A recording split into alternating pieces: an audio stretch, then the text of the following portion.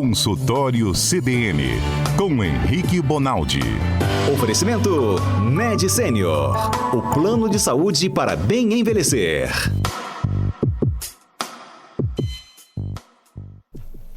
Olá, doutor Henrique, boa tarde, bem-vindo por aqui.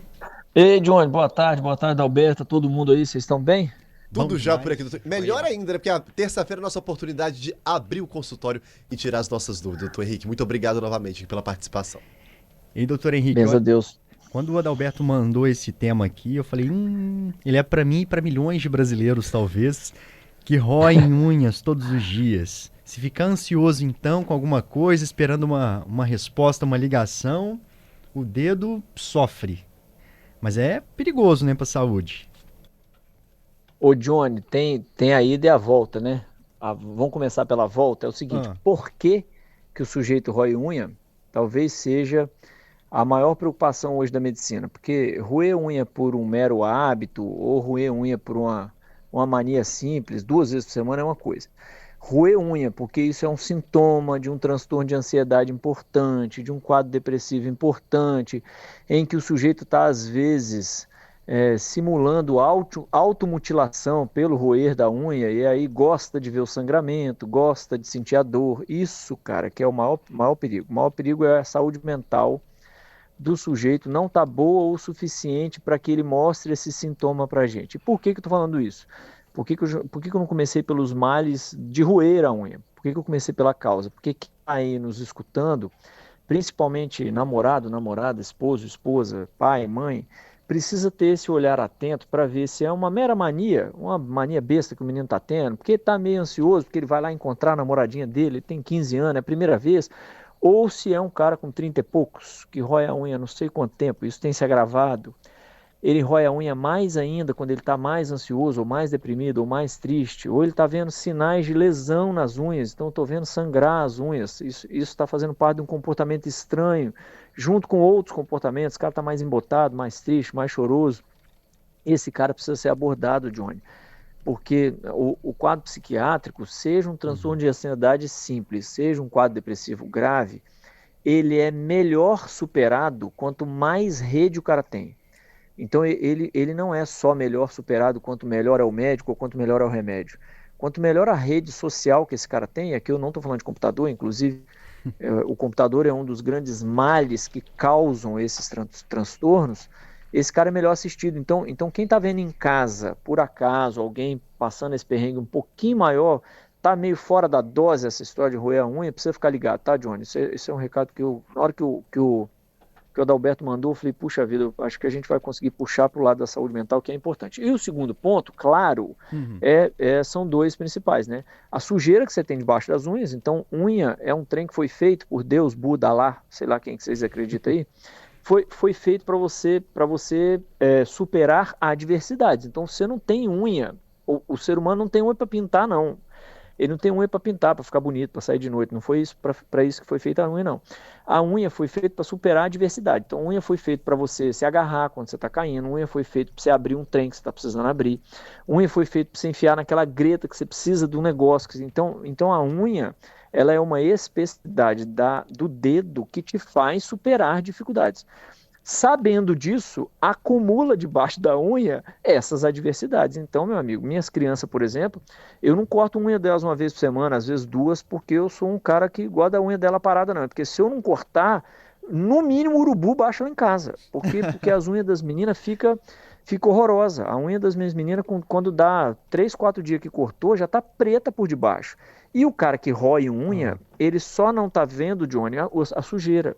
O escuro da sujeira, porque o micróbio que a minha filha tem na unha, ele também tem, não tenha dúvida.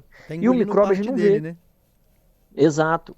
Então, sua flora intestinal, ela é feita das bactérias do intestino e as bactérias da sua unha. Pode ter certeza disso, que são bactérias diferentes, inclusive. Então, o primeiro grande risco são as gastroenterites. É o cara fazer uma infecção intestinal porque na unha dele estava um X que ele esqueceu, lavou, e por mais que lave, isso não sai, né?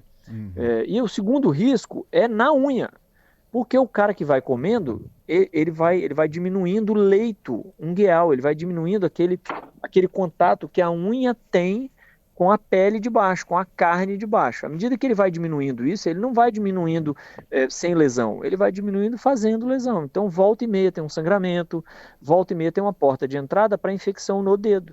Então, não é pouco comum, não é frequente, mas também não é pouco comum, a gente vê o cara chegar no pronto-socorro com infecção de dedo, quando você vai ver a unha do cara está toda ruída. Então, o que aconteceu ali? Numa das mordiscadas que ele deu, ele arrancou um pedaço de carne, aquele trem sangrou, e com a higiene indevida, com as bactérias que a gente tem na boca, aquilo infeccionou. Então tem esses dois males aí relacionados às consequências de roer a unha. Mas volto a dizer, a causa é pior. A causa é pior. A Silvana falando sobre o filho dela, que ele rói unhas quando está jogando ali no computador. Começou quando ele estava jogando no computador, né? Acredito, porque ela disse que ele faz isso até hoje. Então tem um bom tempo que ele faz isso. Tem a ver com o hábito também, ou sempre pode estar associado a algum tipo de transtorno, doutor? Em sua grande maioria, todos esses hábitos, roer unha, piscar forte, né? O sujeito que olha para um determinado local do corpo, né? Eu tenho uma pessoa da minha família que olha para os pulsos, assim, quando as condições não estão tão favoráveis. Então, quem tem essa mania, ou aqueles tiques com o pescoço, com o ombro, isso geralmente está relacionado a algum quadro comportamental.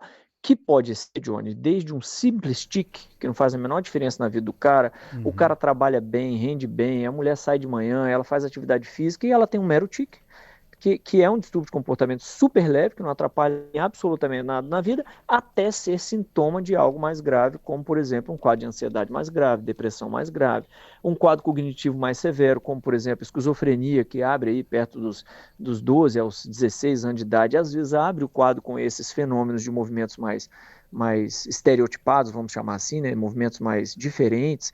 Então para quem está do lado, é só ficar no radar. Estou vendo meu filho só roer a unha, isso acontece só quando ele está no computador, maravilhoso, porque você já ia ter que arrancar ele do computador.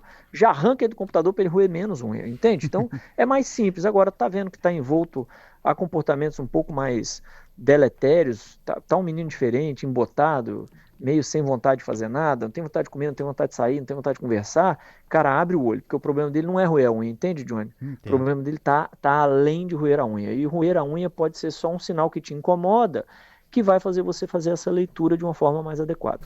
Tem perguntas aqui dos ouvintes chegando e também tem alguns comentários. A gente recebeu uma foto do Anderson, que rói unha, ele tem 54 anos de idade, e até fazendo aqui uma ironia, ele fala assim, eu jurava que unha era feita para comer. Tem mania de roer unhas.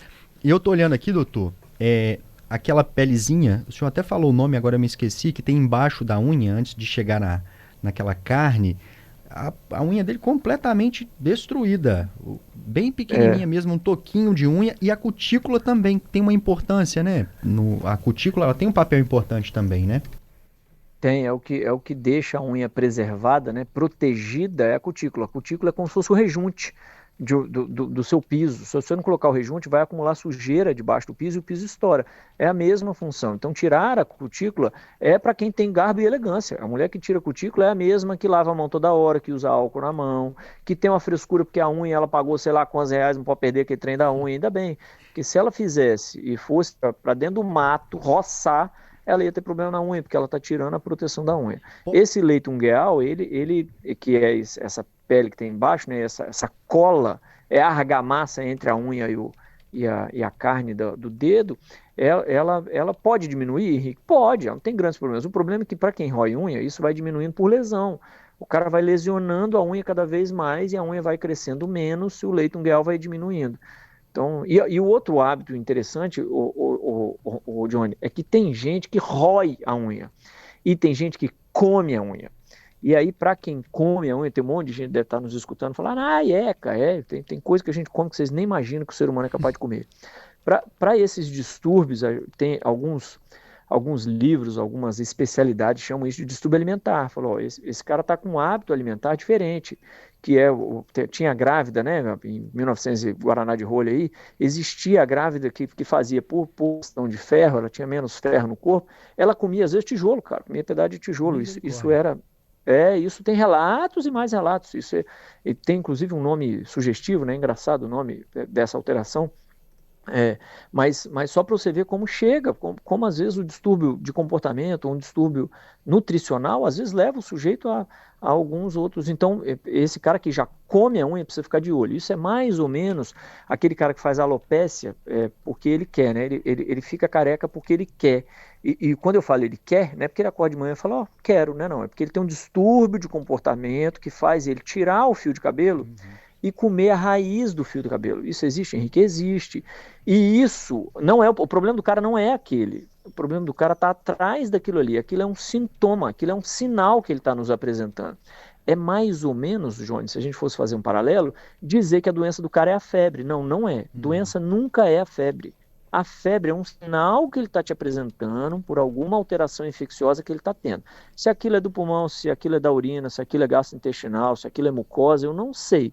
Mas a febre, ela me avisa, Henrique, investiga tal pessoa que tem alguma infecção ali atrás da febre. É a mesma coisa. Roer a unha, comer a raiz do cabelo, ela é a ponta do iceberg. Ela é o sinal que o cara está te dando para um distúrbio que talvez possa ser maior. E quem que determina isso, Johnny? Médico. Vá no médico, explica para ele o que está acontecendo, deixa ele te examinar, pedir exame e descobrir de onde está vendo isso.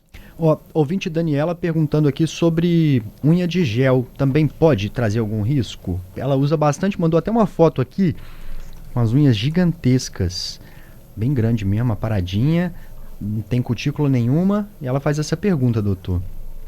Ô Johnny, você sabe que uma vez a gente falou isso no ES, no Bom Dia Espírito Santo, sobre fâneros, né, unha, cabelo, e eu entrei em contato com um amigo meu chamado Marcelo Polido, é um dermatologista aí de marca maior no estado, é um cara muito bom, e ele falou para mim assim, Henrique, eu como dermatologista, se eu pudesse, eu proibia esse trem. Porque o mais comum é não dar nada, é verdade. Mas a unha, ela precisa ser nutrida, ela precisa ter saúde. E a nutrição da unha envolve, ela está exposta ao ar, ao vento. Então, em 99,999% das vezes, essas unhas postiças, né, colocadas por cima, feitas por cima, que são quase que definitivas, elas não fazem mal. Mas quando ela faz mal, a unha fica muito feia, fica quebradiça, atrapalha os afazeres, é danado para dar micose junto. Então estraga algo que foi inventado pela essa entidade maior aí para a diversidade. E o sujeito não só não pode usar ela para a diversidade, como ele tem que ficar 6 meses, 1 ano para tratar essa unha, para dar tempo de outra surgir com saúde para substituir aquela que estava ruim. Então a partir de hoje, para de fazer, não. Até porque se eu falar isso, me mata eu aqui do meu lado. Mas assim, para quem está vendo que a unha não está saudável ao aplicar esse tipo de unha, vai no dermatologista, porque quanto antes você descobre isso, mais rápido você trata e talvez melhor você protege sua unha para talvez voltar a colocar a unha. Então não é um malefício de todo jeito não, sabe, Johnny? Mas precisa ficar de olho nisso aí sim. João Barbosa acompanhando tudo aqui, os nossos ouvintes mandando mensagem, né, João? Tem pergunta chegando? Tem uma pergunta do Gabriel, doutor. Boa tarde, vou rodar aqui agora o áudio dele. Tá bom, João. Alberto, beleza? Pergunta doutor, e aquela pelinha que tem no cantinho da unha que a gente arranca, que chega a doer até a alma. Tem as pessoas que tem o canto do dedo cheio dessas pelinhas. E aí, como que é isso? O que é isso? E fala pra nós aí. E aí, doutor? Isso é a tal da cutícula. E algumas vezes cutícula, e às vezes é a pele do lado mesmo. A pele do lado da unha, e aí eu já não estou mais falando da junção entre a unha e a pele, da pele ao lado mesmo, 2, 3 milímetros do lado da unha, às vezes tem uma pelezinha que também solta. E solta por quê? Porque a ponta do dedo você não percebe, mas você usa a ponta do dedo para essas adversidades. Então, volta e meia você encosta num produto, você encosta numa superfície que desgasta um pouco mais mesmo a ponta dos dedos. Então, volta e meia solta mesmo, bem, como se fosse antes da unha, né? Atrás da unha ali, certo? E isso que ele está falando é a cutícula, que é esse rejunte, que é o que é um tecido mais esponjoso que cresce em volta da unha, fazendo essa ligação entre unha e pele, para não deixar assim, termina a pele e já começa a unha. Tem um rejunte ali que protege. E isso, quando começa a soltar, a gente tem mania de puxar. E na hora que puxa, você puxa a cutícula lá de dentro, aí ela sangra mesmo. E dói a alma, como ele disse mesmo. E é impossível não puxar, né? Vamos concordar nós todos aqui. Fica aquele trem que você fica passando o dedão por cima e fica ali parecendo uma anteninha, cara, dá vontade de tirar. Então, tirou, não tem problema, vai sangrar, passa. O sabão que você tiver, a água que você tiver, passa, limpa bastante e até aquilo parar de sangrar, 6 horas, 12 horas, toma um pouco mais de cuidado com o seu dedo. Não usa o dedo para para certas coisas naquele período, entendeu? Porque aí evita de entrar bactéria no dedo. Pior que você vai e puxa um pedacinho, aí sai um outro pedacinho, aí você quer tirar o outro, aí vai vir um buraco. É complicado. Tem outras mensagens chegando, né, João? Tem sim, doutor, pra gente poder fechar, o Paulo mandou uma mensagem aqui, uma dúvida dele, é um pouco fora do tema, mas só pra gente atender o ouvinte aqui. Doutor Henrique Bonaldi, eu vou fazer o exame para saber se tem um SIBO. Esse exame é um exame muito difícil de se fazer. O teste H2 expirado. Para ver se tem SIBO, eu não entendi o que ele falou, para ver se tem o quê? Isso, tá perguntando aqui que ele vai fazer o teste H2 expirado. Ô Paulo, você me desculpa, assim, de nome, nem o SIBO, nem o H2 expirado. Mas na terça-feira eu trago um compêndio desse trem, mas agora, de nome, de imediato, eu não sei o que você está falando. Nem SIBO, se eu bem me entendi, ele falou, eu vou fazer um teste para saber se eu tenho SIBO, eu não sei o que é isso. E o teste também, a princípio, não sei o que é isso, mas se você puder assistir nós, ouvir nós, né, Johnny? Na semana que vem. Aguenta só um cadinho, né, João? Que eu trago esse trem aqui. O Adalberto lembra eu, o Adalberto deixa eu esquecer. Fechado. A gente traz esse assunto sim semana que vem, viu, doutor? Olha, continuam chegando mensagens sobre as unhas e outros assuntos. E é claro, a gente deixa tudo para semana que vem para continuar esse bate-papo com o senhor por aqui, viu? Gente, vão com Deus. Boa terça-feira para todo mundo. Boa semana, viu? Obrigado aí. Boa semana também, doutor Henrique Bonaldi.